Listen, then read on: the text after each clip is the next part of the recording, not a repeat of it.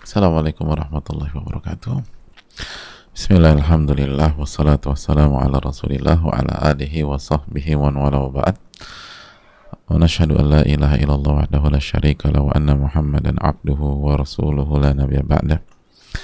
Allahumma inna nas'aluka ilman nafi'an wa na'udzubika min ilmin la yanfa'. Hadirin yang Allah muliakan, alhamdulillah kita panjatkan puji dan syukur kita kepada Allah atas segala nikmat dan karunia yang Allah berikan dan Allah limpahkan kepada kita.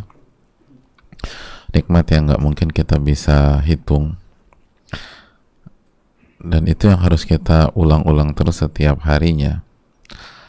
Dan jangan bosan dengan membicarakan nikmat Allah Subhanahu wa ta'ala dan saling mengingatkan agar kita bisa bersyukur, karena magnet dari nikmat itu adalah syukur. Undangan untuk nikmat-nikmat yang belum kita dapatkan adalah syukur kita terhadap nikmat yang telah kita dapatkan. Dan sebaliknya, kufur nikmat adalah pemutus kebahagiaan dan undangan pada azab yang pedih. La in syakartum la azidannakum wala in kafartum inna azabi lasyadid. Jika kalian bersyukur, aku akan tambah nikmat tersebut, tapi kalau kufur nikmat, azabku sangat pedih. Dan ketika kita bicara nikmat, kita harus tanamkan dalam diri kita bahwa nikmat ilmu adalah nikmat yang paling mahal dan tentu saja menjadi prioritas utama untuk disyukuri. Nah, seringkali kita tuh lupa, hadirin. Kalau dapat mobil, kita ingat tuh bersyukur. Diterima di kerjaan, diterima di sebuah perusahaan, kita ingat banget bersyukur. Tapi dapat ilmu biasa-biasa aja. Dapat ilmu tuh biasa-biasa saja. Padahal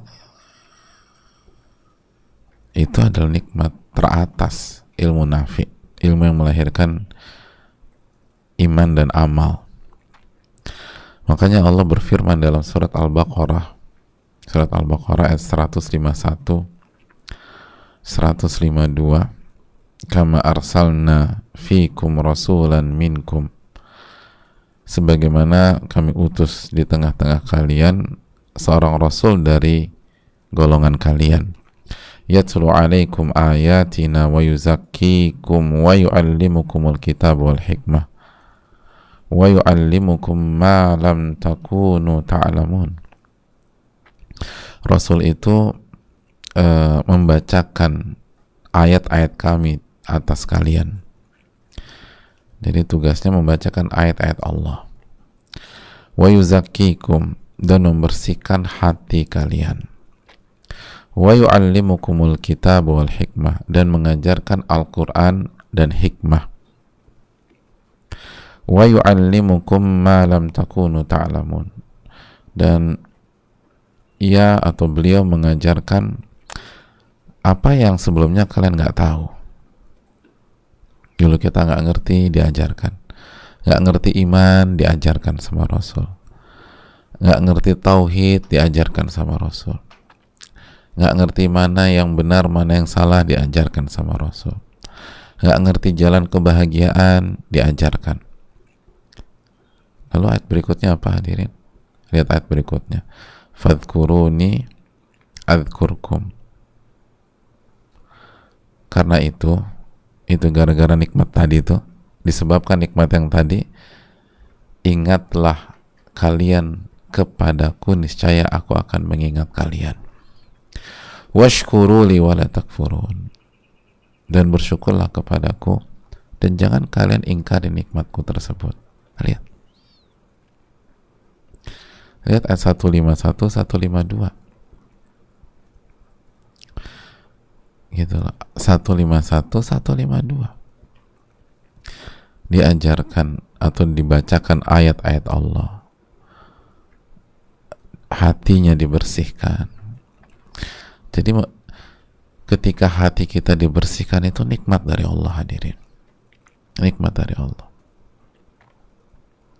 Lalu yang ketiga, wa yu'allimukumul kitab wal hikmah. Dan Allah mengajarkan kalian, dan Rasul mengajarkan kalian Al-Quran dan hikmah. Jadi diajarkan Al-Quran dan hikmah itu nikmat. Wa yu'allimukum ma lam takunu ta'lamun. Dan kita belajar hal yang sebelumnya kita nggak tahu. Belajar sebuah ilmu yang kita nggak tahu. Sebelum kemarin tuh aku nggak tahu bahwa kezaliman itu kegelapan pada hari kiamat. Kemarin belajar Riyadhus Shalihin, ternyata kezaliman adalah kegelapan demi kegelapan di hari kiamat. Itu tahu hal itu, ya Allah, nikmat luar biasa. Wa yu'allimukum ma lam takunu ta'lamun. Itu luar biasa. Dulu aku pikir ya wajar sih orang pelit. Ternyata kemarin baru belajar. Jangan sekali-kali kalian pelit.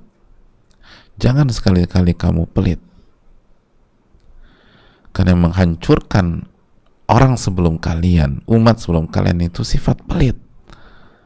Dulu saya nggak ngerti separah itu sifat pelit dan sebahaya itu sifat pelit. Kemarin saya baru tahu. Nah, itu nikmat dari Allah.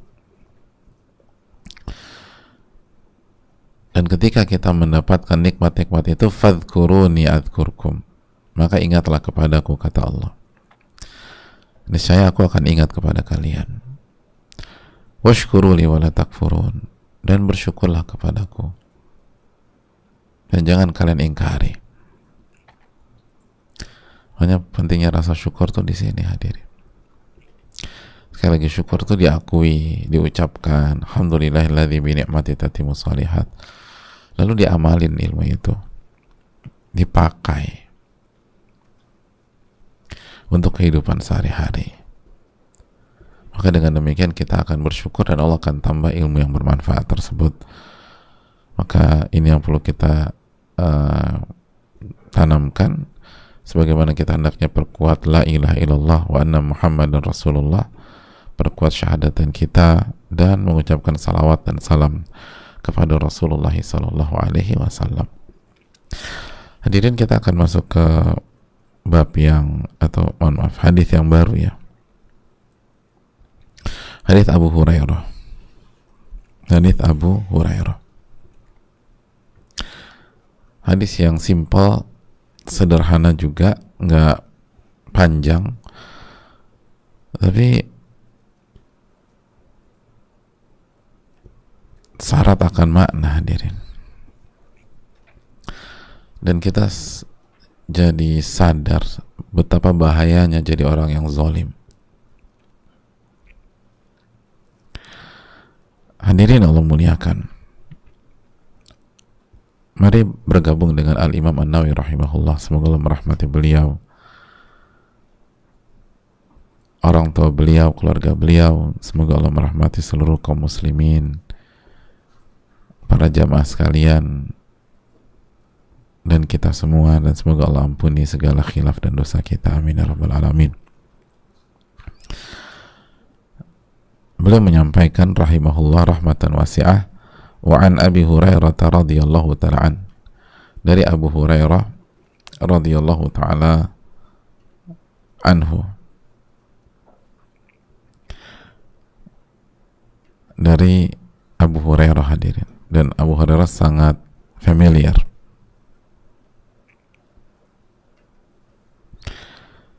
Hadirin Allah muliakan,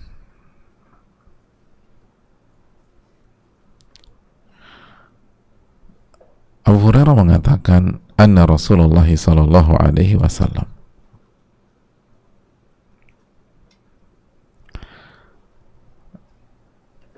bahwa Rasulullah sallallahu alaihi wasallam bersabda, Rasulullah sallallahu alaihi wasallam bersabda,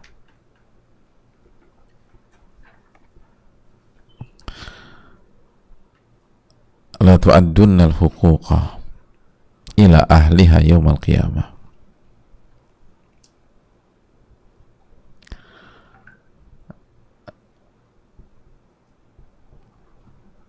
Kalian pasti akan menunaikan hak-hak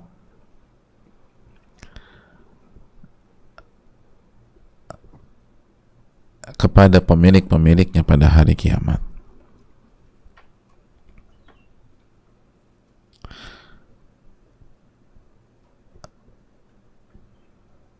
Jadi kalian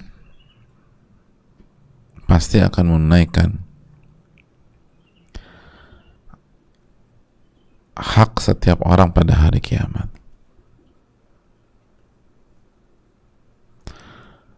La tu'adduna, ada lam ta'kid, ada nun tasydid yang menunjukkan kepastian, penekanan.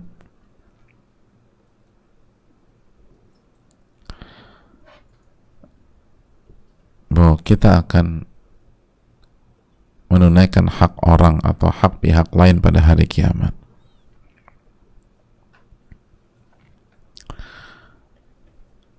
Dan itu pasti. Jangan pernah meragukan hal tersebut.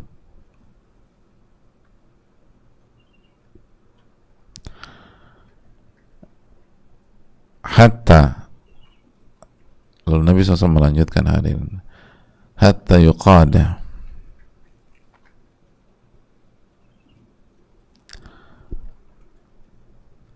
hatta yuqada lisyatil jalha minasyatil qarna, sampai kambing yang tidak bertanduk diberikan hak qisas, ngebalas,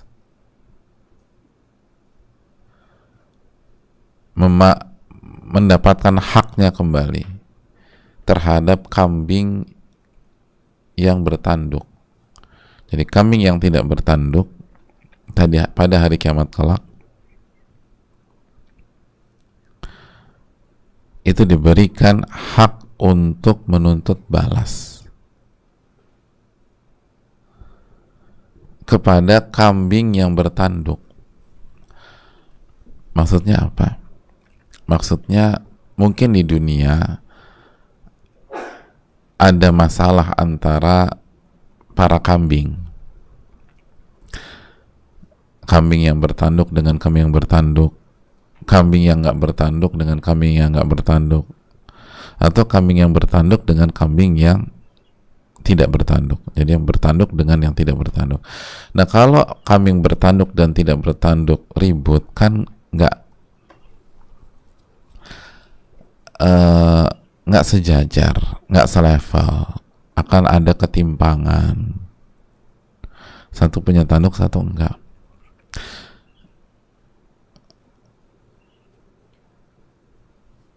Dan yang kemungkinan terluka itu kambing yang tidak bertanduk. Kemungkinan kalah atau dizolimi itu kambing yang tidak bertanduk. Maka di hari kiamat kambing yang tidak bertanduk itu dikasih hak untuk menuntut balas, qisas, mengambil haknya ke kambing yang bertanduk, ke kambing yang bertanduk. Hadis ini dikeluarkan Imam Muslim. Sederhana tapi sangat dalam.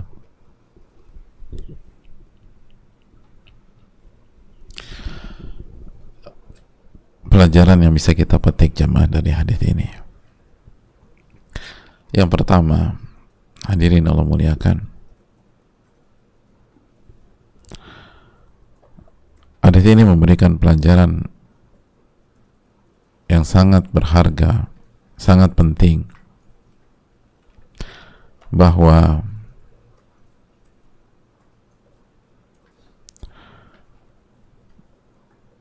hak itu pasti akan dikembalikan dan ditunaikan kepada pemiliknya.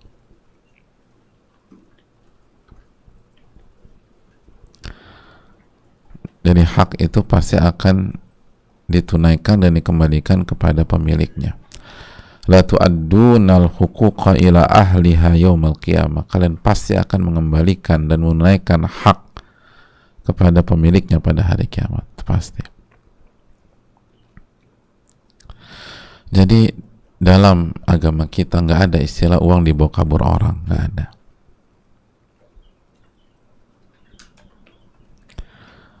Barang dicuri orang tuh nggak ada.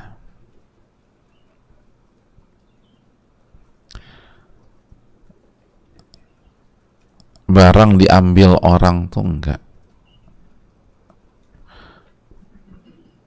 Dalam arti gini loh, dia akan balikin tuh barang. Di antara kita ada kehilangan motor, nanti dibalikin, nggak akan hilang. Ada orang uangnya dibawa kabur temannya, nggak dikasih sama temannya, nggak ditunaikan sama rekanannya, dia akan dapatkan itu semua. Opsinya hanya dua, kalau nggak itu orang bayar di dunia atau bayar di akhirat, gitu aja. Nggak ada ceritanya uang kita dibawa kabur, hak kita dibawa kabur, nggak ada. La tu'addunal huquqa ila ahliha yaumal qiyamah. Kalian akan membayar hak, kalian akan menunaikan hak orang atau hak pihak lain pada hari kiamat. Itu hal yang perlu kita tanamkan, hal yang perlu kita camkan.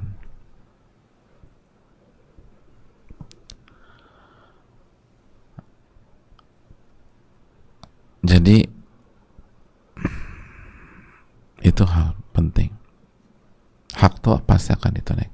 Kalau nggak di dunia, di akhirat. Kalau nggak di dunia, di akhirat. Nah, hadirin Allah muliakan.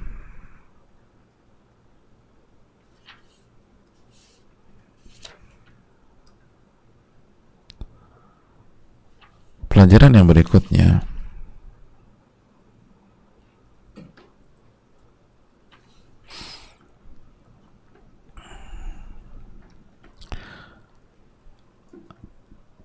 hadis ini menunjukkan bahwa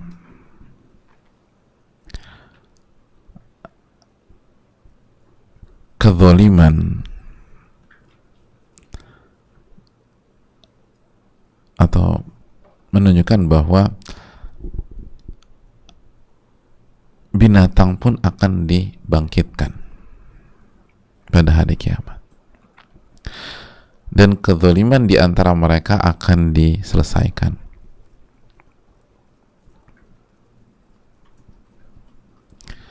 Kezaliman di antara mereka akan diselesaikan.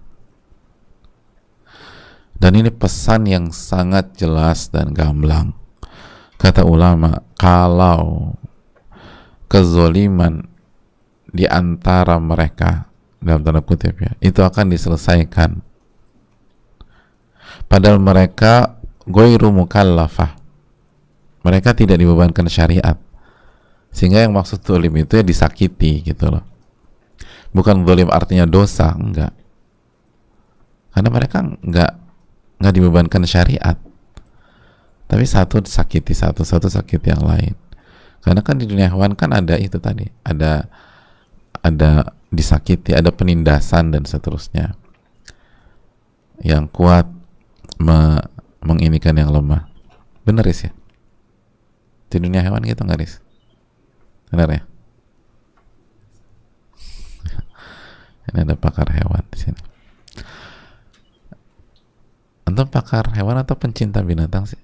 Pencinta lebih tepat ya. Pencinta binatang. Nah itu nggak dianggap angin lalu, enggak. Itu akan diselesaikan di hari kiamat. Akan diselesaikan. Bayangkan. Nah ini kan pesan yang sangat mendasar. Kalau hewan, binatang yang tidak dibebankan syariat, itu akan diselesaikan pada hari kiamat. Ya apalagi kita jamaah, apalagi manusia, apalagi saya jamaah sekalian. Masa iya bisa dilewatin gitu aja? Ini kambing. Lalu bagaimana dengan lisan-lisan kita? Bagaimana dengan WA dan WA kita? Bagaimana dengan komen-komen kita di sosial media? Bagaimana dengan WA kita di grup ketika kita saling serang?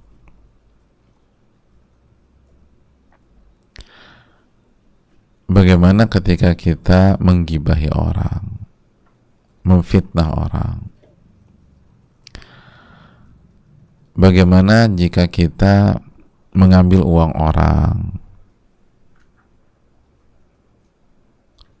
Mengambil uang orang. Kalau kambing aja diselesaikan di akhirat, ya nggak mungkin lah kita dibiarkan. Itu poinnya.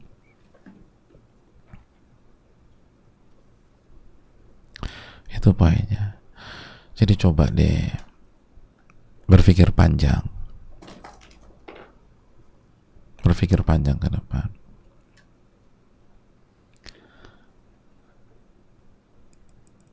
Dan ini mencakup semuanya. Kadang-kadang orang tuh masalahnya bukan sama tetangga, bukan sama teman, bukan sama bisnis, tapi masalahnya sama rumah tangganya sendiri. Dia zolimi pasangannya,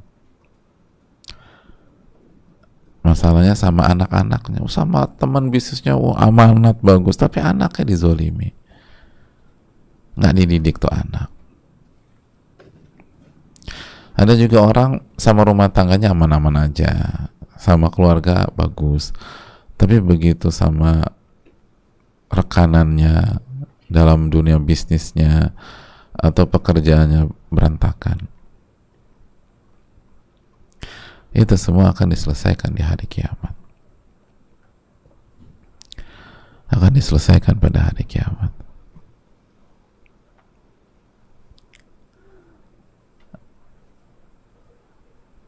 Jadi kalau kambing aja diselesaikan, apalagi kita.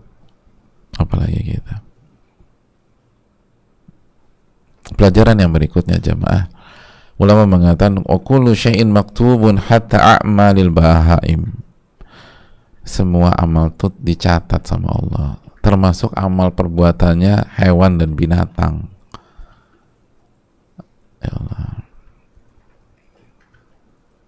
Sampai perbuatan binatang itu dicatat sama Allah, dan nanti akan diselesaikan di hari kiamat. Ya apalagi kalau kita zolimin orang, kita berkata-kata tajam sama orang, kita bodoh-bodohin orang, masa iya nggak dicatat?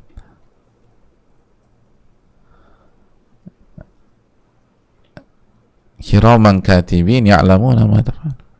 Itu ada malaikat-malaikat mulia yang catat tuh. Mereka tahu apa yang diperbuat. Dicatat. Nah, jangankan amal kita, amalnya hewan aja dicatat, kata para ulama. Amal hewan tuh dicatat.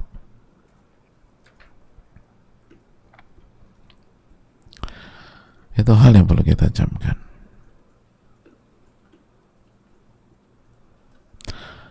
Jadi hak tuh nggak akan disia-siakan sama Allah. Hak tuh dikasih.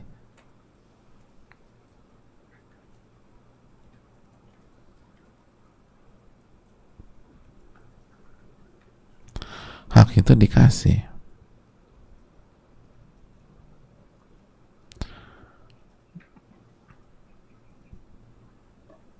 Jadi dicatat lalu diselesaikan. Dicatat dan diselesaikan. Gimana? Bersih nggak? Aman. Ada jejak? Nggak ada. Ya itu kan kita pakai logika manusia ya. Gimana? Ini mah under the radar, bos. Ya radarnya manusia. Emang bisa lakuin sesuatu tanpa dicatat malaikat? Sedangkan Allah sudah berfirman dalam surat Al-Infitar ayat 11 dan 12 tadi. Kiraman katibin ya'lamuna ma taf'alun. Ya'lamuna ma taf'alun. Itu malaikat-malaikat mulia. Mereka itu mencatat. Mereka itu mencatat jamaah. Bapak-bapak, mereka itu mencatat gitu loh. Jadi kalaupun ada kesempatan main belakang, mereka mencatat. Ibu-ibu, mereka itu mencatat. Makanya walaupun kita ngomongin orang yang nggak tahu, malaikatnya tahu. Kalau kita nggak setia sama suami, suami nggak tahu, malaikat tahu. Kiraman katibin ya'lamuna ma taf'alun. Mereka mengetahui apa yang kalian kerjakan. Gitu. Al-Infitar.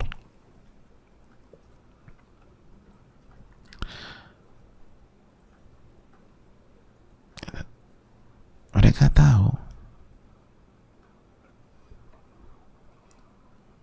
Gimana udah dihapus semua di story atau di history? Udah dihapus di history? Nggak ada. Iya kan, history laptop kita, tablet kita.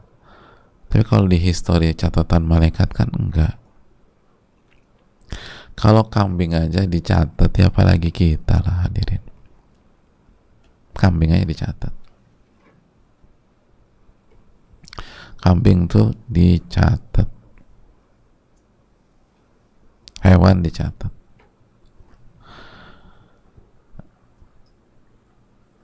Pelajaran yang berikutnya. Nah ini pelajaran berikutnya cukup mengagetkan sebagian kita yang belum tahu. Kata para ulama seperti Al-Imam Muhammad bin Shalih Al-Utsaimin, hadis ini menunjukkan bahwa masalah antar binatang itu diselesaikan di hari kiamat. Itulah hak antar binatang itu ditunaikan di hari kiamat. Oke. Biasa aja sih Ustaz. Oh iya, kita lanjutkan. Yang kedua, hak di antara manusia itu diselesaikan di hari kiamat. Ini hadis ini menunjukkan hak di antara manusia itu diselesaikan di hari kiamat. Sebagaimana tadi yang kita jelaskan. Semuanya, masalah uang, masalah kehormatan, masalah persingkuhan, masalah nama baik, masalah barang, masalah harta, masalah nyawa, semua diselesaikan. Jelas ini ya, jelas. Kita lanjutkan. Yang ketiga, masalah antar jin diselesaikan di hari kiamat. Wa minal jinni ba'dihim ma'a ba'd. Antar jin itu diselesaikan. Karena jin mukallaf. Wa ma khalaqtul jinna wal insa illa liya'budun. Tidaklah aku ciptakan jin dan manusia kecuali untuk beribadah. Jin itu mukallaf, dibebankan syariat. Adz-Dzariyat 5:6. Maka diantara mereka diselesaikan. Aku tuh nggak ngerti, ya memang kita nggak tahu, alamnya beda jemaah. Tapi diantara mereka itu, kan ada yang mukmin, ada yang kafir. Silakan baca surat Al-Jin misalnya. Itu diselesaikan di hari kiamat. Semua diselesaikan.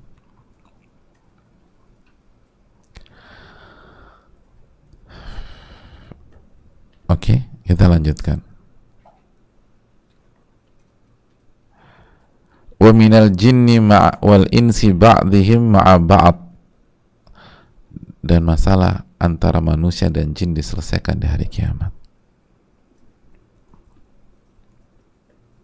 Itu manusia dengan jin diselesaikan di hari kiamat. Loh, manusia sama jin, Ustaz? Iya, kan kasus banyak di kehidupan dunia. Banyak apa nggak kasus antara manusia dengan jin? Banyak. Kesurupan, sihir, santet, dan lain-lain. Digoda, dia menampakkan wujud lainnya di hadapan sebagian orang, terus ketakutan.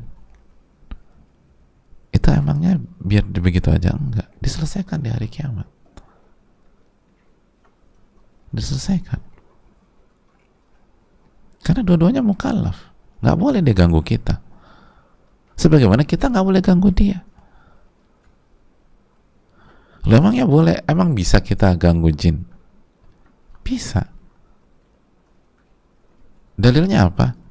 Dalilnya adalah ketika Nabi SAW melarang kita untuk bersuci dengan tulang, istijmar dengan tulang, istinja dengan tulang. Kita buang air kecil atau besar kan nggak boleh dibersihkan dengan tulang, dilarang sama Nabi SAW. Jangan membersihkan jangan bersihkan misalnya pup dengan urin kita itu dengan tulang, atau kubul dubur kita dengan tulang. Dan Nabi sebutkan alasannya, innaha zadu ikhwanikum minal jin, karena itu adalah itu hal yang dikonsumsi oleh jin. Itu haknya jin tuh, tulang itu dikonsumsi. Kalau dipakai udah nggak bisa apa-apain. Makanya kata para ulama, saya bacakan aja ya, jadi bukan dari saya. فَإِذَا اسْتَجْمَرَ أَحَدٌ بِهَا فَقَدْ اعْتَادَ عَلَيْهِمْ. Barang siapa yang bersuci dari najis dengan tulang, maka dia telah bertindak zalim sama jin. Wa yakhsha an yu'dhuhu idza adzahum biha, dan dikhawatirkan jin akan balas dendam karena mereka merasa disakiti, mereka merasa dirugikan. Ini kan saya konsumsi, ini kenapa dipakai buat membersihkan najis? Jadi dikhawatirkan dia akan balas dendam. Jadi sampai seperti itu nanti pada hari kiamat, hadirin. Jadi bukan manusia sama manusia aja, bukan hewan sama hewan.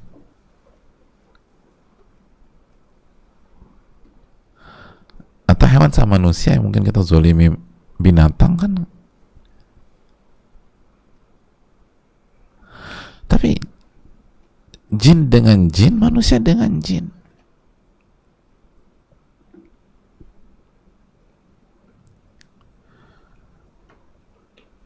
Makanya apabila ada seseorang dizolimi, maka ingatlah selalu keterangan para ulama ini. Nggak ada yang sia-sia. Semua akan diselesaikan. Semua akan diselesaikan. Makanya bagi manusia maupun para jin, bertakwalah kepada Allah Subhanahu wa Ta'ala, karena semua akan diselesaikan. Dan kita nggak boleh ganggu orang. Ganggu jin aja nggak boleh, bayangkan. Ganggu orang, ganggu binatang, ganggu jin, nggak boleh gitu. Dengan cara itu. Kan itu al-muslim man salimal muslimuna min lisani wa yadih. Orang muslim itu orang muslim yang lain selamat dari lisan dan perbuatannya. Orang lain itu selamat dari lisan dan perbuatan kita. Itu poinnya.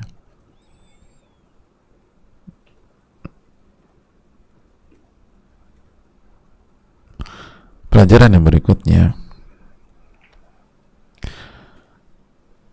bahwa penyelesaian di akhirat itu bukan dengan uang, jemaah.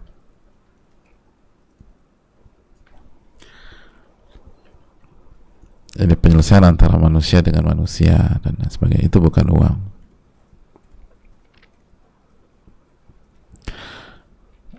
Tapi dengan pahala dan dosa. Dengan pahala dan dosa.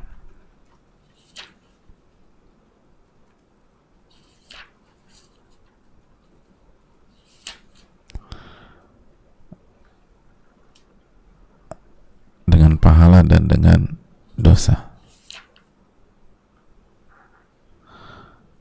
Hadirin Allah muliakan,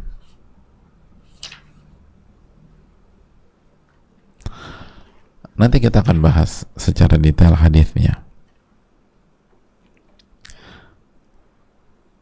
Kita akan bahas hadis orang yang bangkrut, hadis Abu Hurairah juga, dan juga hadis Abu Hurairah juga ada. Jadi Abu Hurairah juga meriwayatkan. Tapi ini sekilas info dulu. Yang zolim kasih pahalanya, kalau dia nggak punya pahala, dosa orang yang dia zolimi dikirim ke dia, dan itu sangat menyakitkan. Itu poin. Wallahu ta'ala alam. Yang berikutnya, ada keterangan menarik juga dari Al-Imam Muhammad bin Shalih Al-Utsaimin. Jadi hak itu harus diselesaikan.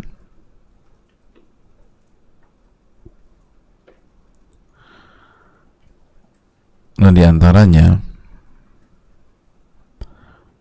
jika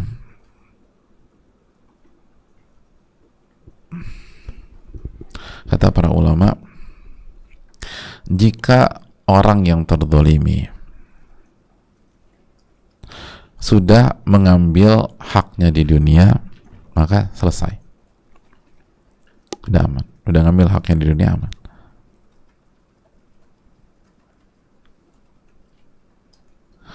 Baik hak itu dikembalikan atau diambil paksa, atau dengan mendoakan keburukan.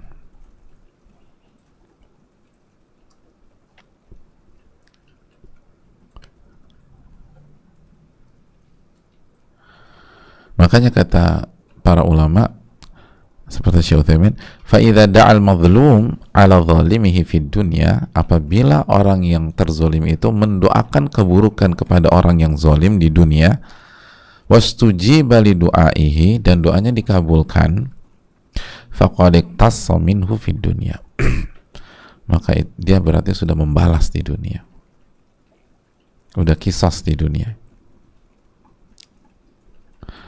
Jadi di dunia udah dibalas. Amma idza sakata falam yadu alaihi wa lam ya'fu an, dan apabila dia diam dan dia tidak doakan keburukan, tapi dia juga nggak maafin tuh orang. Ini diam, nggak doain keburukan, dan juga nggak memaafkan. Fa innahu yuqtassu lahu minhu yaumal qiyamah. Nah, ini yang diselesaikan di hari kiamat. Diselesaikan di hari kiamat. Gitu. Makanya hati-hati hadirin. Jadi kalau kita zalim serba salah. Hati-hati kita disumpahin dia, hati-hati dia doakan keburukan buat kita, kena kita. Ittaqi da'watal mazlum, kata Nabi. Hati-hati doa orang yang terzolimi. Fa innahu laisa bainahu wa bainallahi hijab. Nggak ada pembatas antara doa tersebut dengan Allah. Tapi kalau dia nggak doain, dan namun dia juga nggak ridho, tetap nggak ridho, nggak memaafkan, kenanya di akhirat. Kenanya di akhirat. Wallahul musta'an.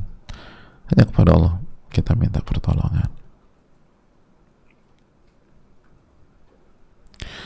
Pelajaran yang berikutnya, kesimpulannya jamaah, bagi orang yang zalim hati-hati. Kita yang suka zalim, hati-hati hadirin. Segera selesaikan di dunia, perbanyak istighfar, perbanyak taubat. Kalau memang dia tahu, minta maaf. Kalau dia nggak tahu, selesaikan dan selesaikan. Adapun minta maaf, lihat maslahat. Kalau dia nggak tahu, tapi harus selesaikan. Dia nggak tahu, kita ngambil uang dia 50 juta, udah balikin tuh.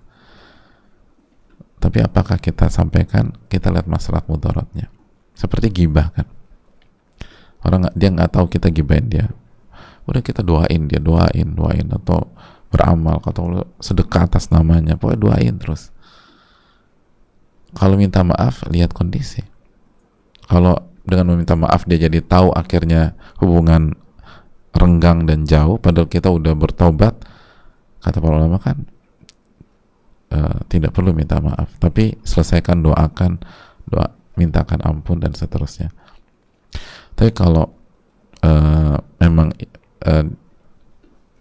minta maaf kondisi menjadi jauh lebih baik lagi, silakan disyaratkan minta maaf. Tapi kalau dia tahu, kita harus minta maaf. Kalau dia tahu, kita harus minta maaf dan sampai diselesaikan di akhirat. Kita nggak tahu dia memaafkan kita apa enggak, saya benar-benar kita clearkan.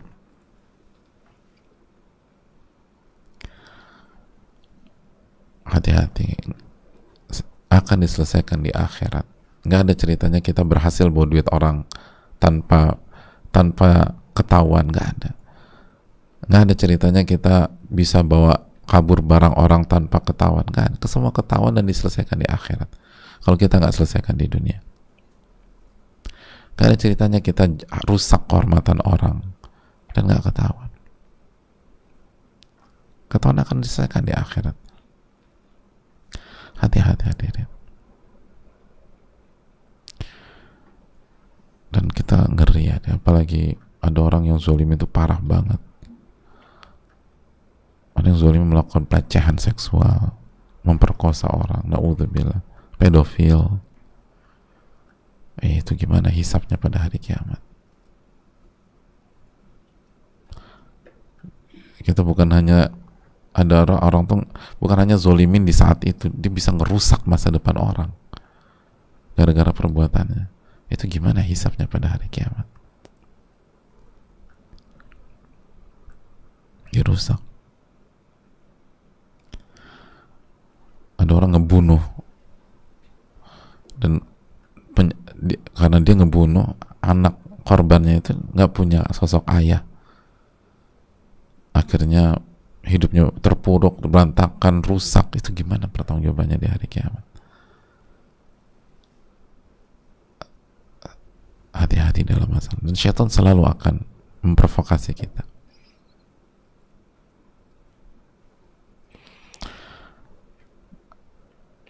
Hati-hati. Adapun dari sisi jika kita terzolimi, yakinlah nggak ada hak kita yang diambil, nggak ada. Semua akan diganti kok. Nggak ada hak kita diambil. Jadi nggak usah terpuruk. Memang susah, bukan menggampangkan, susah memang. Tapi minta pertolongan sama Allah. Ini uang gue dibawa kabur orang 500 juta, enggak ada, dia akan balikan. Dan 500 juta dalam bentuk pahala di hari kiamat itu jauh menguntungkan daripada dalam bentuk rupiah hari ini. Memang kita bisa memastikan kalau dia bayar 500 juta ke kita, 500 juta itu bisa berbuah pahala semua? Belum tentu. Bisa jadi 500 juta kita pakai buat main-main lah, inilah, itulah, belum tentu berbuah jadi pahala. Tapi kalau dibayar di akhirat itu jelas 500 juta pahala, clear itu pahala. Atau kalau dia nggak punya pahala sebanyak itu, kita kirim dosa kita ke dia, selesai masalah. Jadi orang-orang beriman itu nggak terpuruk ketika uangnya dibawa kabur orang, hartanya dibawa kabur orang, atau diambil orang secara zalim, diambil, mungkin nggak boleh kabur, ngambilnya terang-terangan depan kan, tapi kita nggak bisa buat apa-apa. Itu penting, hadirin.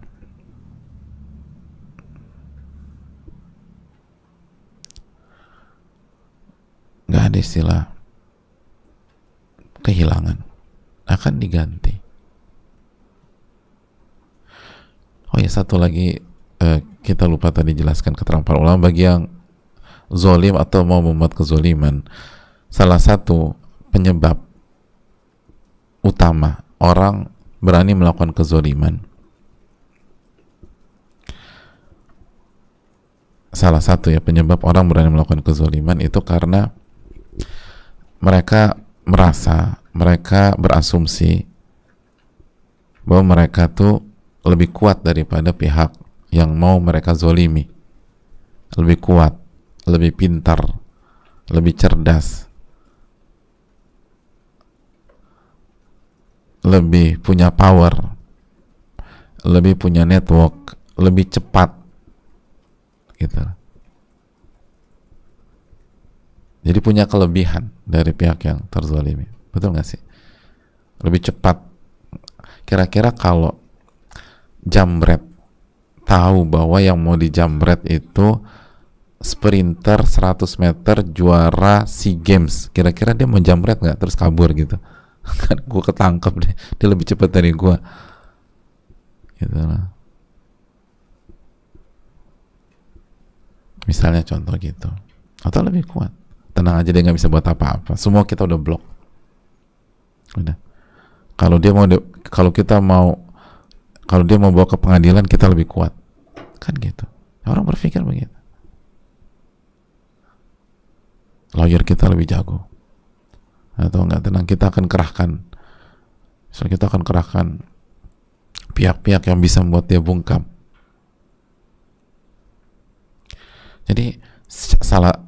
Jadi orang yang zalim itu secara umum akan hitung-hitungan, secara umum ya.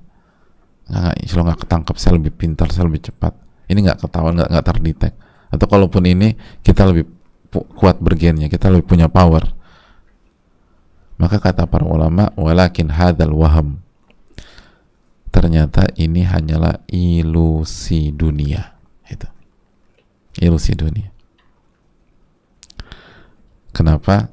Karena hak yang diambil secara zalim itu tidak akan disia-siakan sama Allah, nggak akan. Itu harus kita camkan. Itu ilusi dunia yang sangat luar biasa. Kesannya kita bisa ngapa-ngapain aja, enggak. Itu akan ada pertanggungjawaban. Penutup jemaah, pesan besar dalam hadis ini adalah Allah itu Maha Adil, pemutus yang Maha Adil.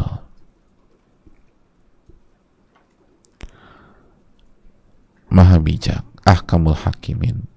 Kita udah hafal ayatnya surat At-Tin, alaihissallahu bi ahkamil hakimin. Maka yakinlah kita berinteraksi dengan yang Maha Adil dan Maha bijak. Jangan macam-macam. Dan di waktu yang sama ialah yang Maha kuat dan mampu membalas apa yang kita lakukan. Itu ada. Jangan melihat orang itu lemah, jangan melihat orang itu lebih kecil dari kita, jangan melihat orang itu lebih lemah dari kita, jangan melihat orang itu lebih miskin dari kita. Lihatlah siapa di atas semua ini, Allah tabaraka wa ta'ala. Dan Allah akan mengembalikan setiap hak yang diambil. Bukankah kita baca Malik Yaumiddin setiap hari? Atau kita baca Malik Yaumiddin setiap hari dengan memendekkan mim, yang artinya raja dan pemilik hari kiamat. Raja dan pemilik hari kiamat. nggak ada tempat bersembunyi dari Rabbul Alamin. Semoga itu bisa menjadi cambuk bagi kita, khusus yang berbicara dan yang mendengarkan. Dan semoga Allah jaga kita dari perbuatan zalim sekecil apapun. Pahala kita ini udah pas-pasan hadirin. Kalau sampai diambil pada hari kiamat, terus kita gimana hari kiamat kita? Pahala kita ini udah pas-pasan. Kalau ditransfer juga ke orang, kalau 1 orang, kalau 1000 orang, itu apa yang kita andalin nanti hari kiamat?